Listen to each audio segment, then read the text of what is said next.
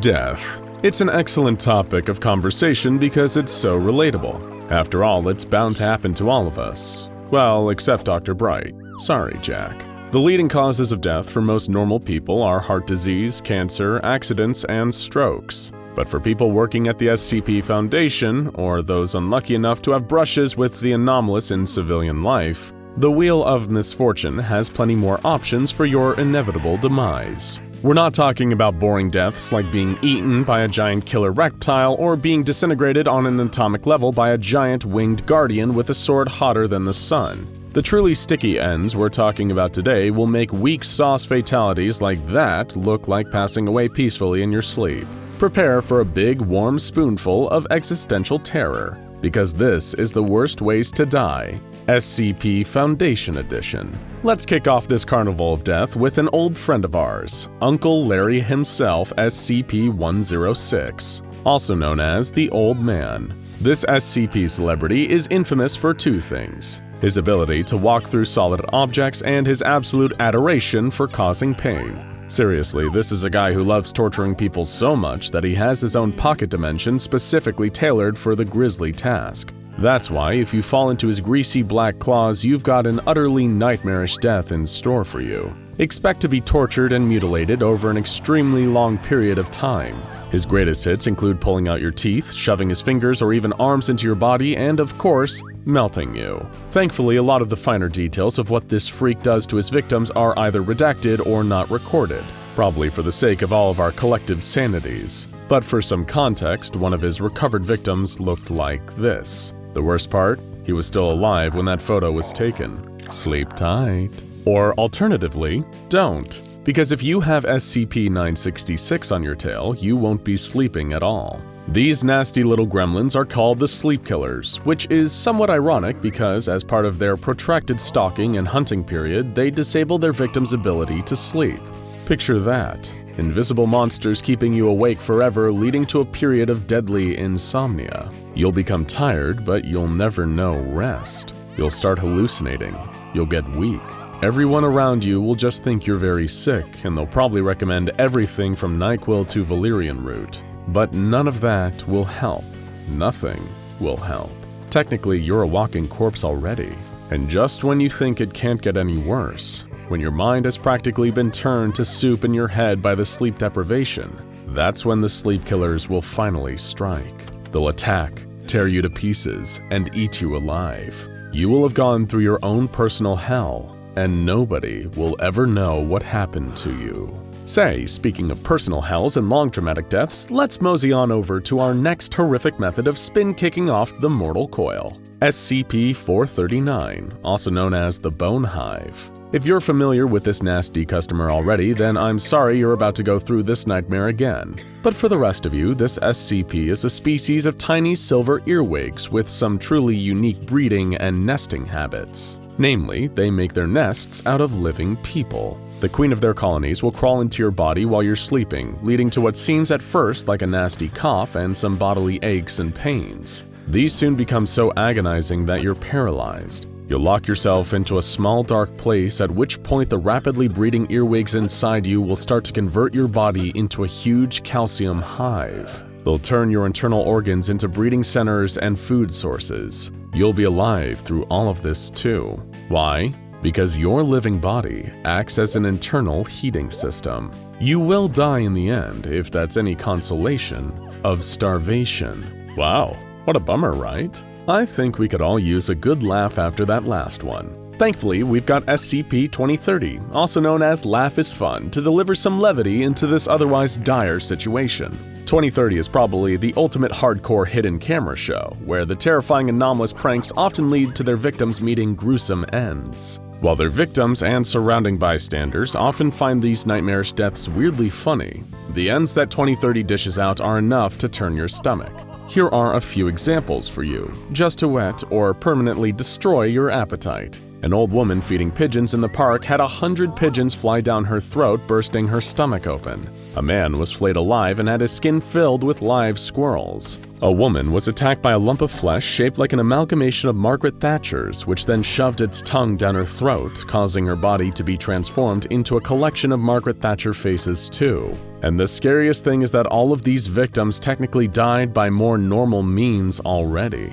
That's right. Everyone who stars in this twisted show is already dead before they ever make their appearance. Their restless souls drawn into the nightmare of SCP-2030, where they're killed again in even worse ways. Whew, maybe that wasn't pleasant. Let's instead talk about the baby. No, not da baby. Ugh. We're talking about SCP-734, the baby. Let's go.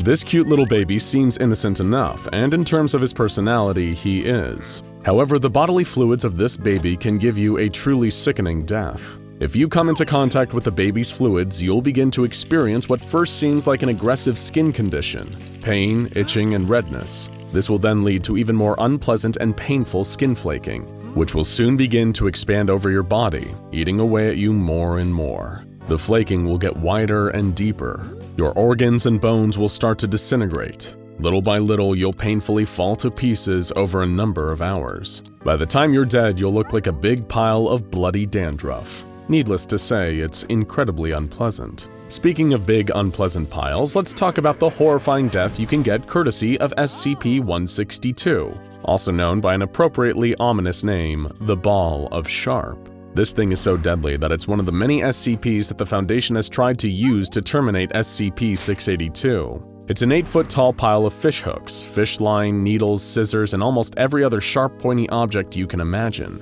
You've heard of a needle in a haystack? Well, meet the needle stack, where the hay is you. And scariest of all, this SCP has a cognitohazardous effect of brainwashing you into wanting to jump into its spiky embrace. And if you jump into the Ball of Sharp, well, what the heck do you think happens? You'll get poked and stabbed and cut horrifically. And because of the cognitohazardous effects, you'll alternate between complaining about horrific pain to talking about how much you love it, and would like to be left alone with the ball.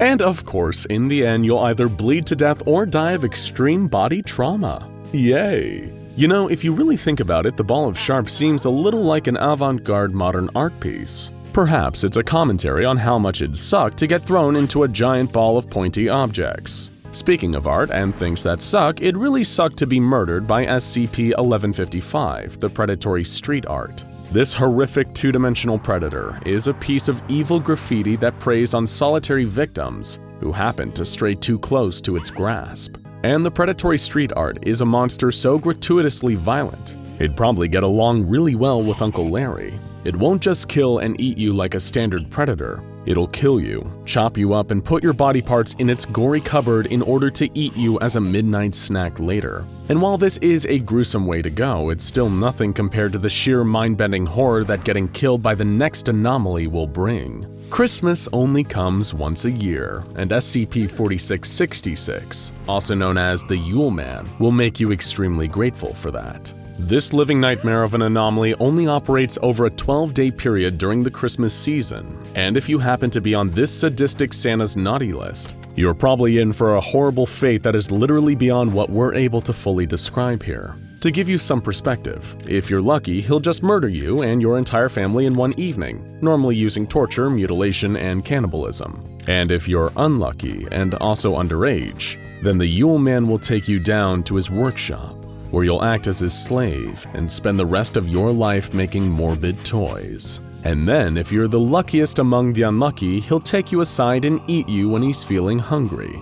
If not, he'll work you until your body breaks, then force your fellow workers to convert you into a toy while you're still alive. That's right. If you're not fit enough to keep slaving away and make the toys, you'll literally be made into the toys. Needless to say, you certainly won't be having a Merry Christmas. Okay, that was a little intense. Maybe we should take a seat and relax for a second. Wait, where's my chair? This is just a pile of wood chips. Oh, I see. It's SCP-1609, the remains of a chair. What's this doing in the video? We're making a video on gruesome deaths. We don't need a goofy pile of wood chips throwing everything. Okay, I'm sorry. I won't talk down to you again. I should have remembered. When SCP-1609 feels threatened, it teleports wood chips and metal fragments into the lungs of its victim, tearing them apart from within and leading to their victims choking to death on their own blood. Come to think of it, this probably does deserve to be on the list of the worst deaths. And finally, we've got SCP-149, also known as the blood flies. To the untrained eye, these nasty little suckers are just mosquitoes. Non-anomalous mosquitoes might give you malaria if you're unlucky, but outside of that, the worst thing you'll probably get from these guys is an itchy bite mark.